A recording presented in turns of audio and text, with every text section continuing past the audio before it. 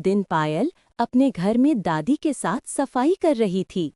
अचानक उसकी नज़र एक पुराने लकड़ी के डब्बे पर पड़ी। पायल ने तजस्सुस से डब्बा खोला तो अंदर से एक पुराना नक्शा निकला। दादी मुस्कुरा कर बोली, बेटा, ये नक्शा बादलबेरी के दरख्त का है।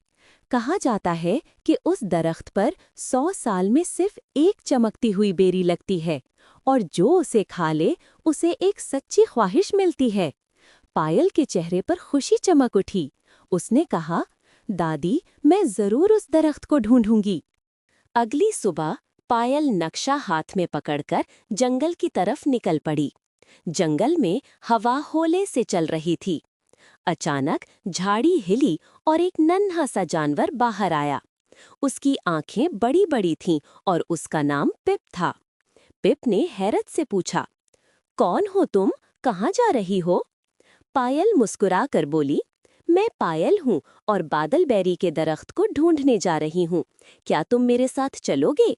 पिप खुशी से उछल पड़ा। हाँ हाँ, चलो चलते हैं, मजा आएगा।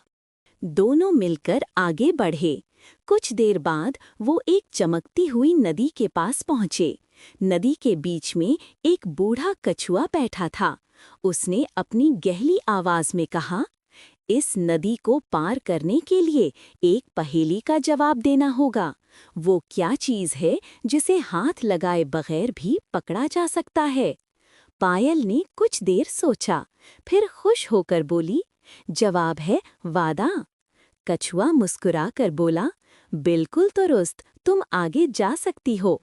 इतने में नदी में चमकते हुए पत्थर ऊपर उभर आए और पायल और पिप नदी पार कर गए। आगे चलकर एक ऊंचा पहाड़ आया। जैसे ही वो चढ़ने लगे, पहाड़ गरजने लगा। पत्थरों की आड़ से एक बड़ा पथरीला देव उठ खड़ा हुआ। दीव ने गूंजती हुई आवाज में पूछा, मेरे पहाड़ पर कौन चल रहा है? पिप घबराकर पायल के पीछे छुप गया, मगर पायल हिम्मत से आगे बढ़ी और बोली, हम बादलबेरी के दरख्त तक जा रहे हैं, हम किसी को नुकसान नहीं पहुंचाएंगे।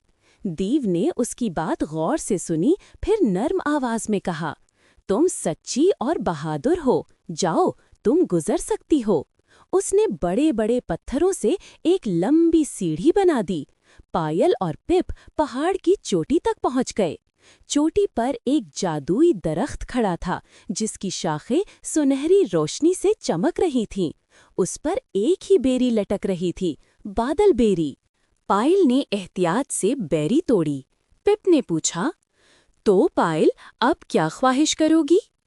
पायल ने बेरी को देखा, फिर आसमान की तरफ देखते हुए आहिस्ता से कहा, मैं ये ख्वाहिश करती हूँ कि दुनिया का हर बच्चा एक खूबसूरत मुहिम करे, जो उसे खुश भी करे और बहादुर भी बनाए।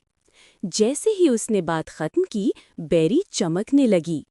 पायल और पिप खुशी से नीचे उतरे और घर की तरफ चल पड़े।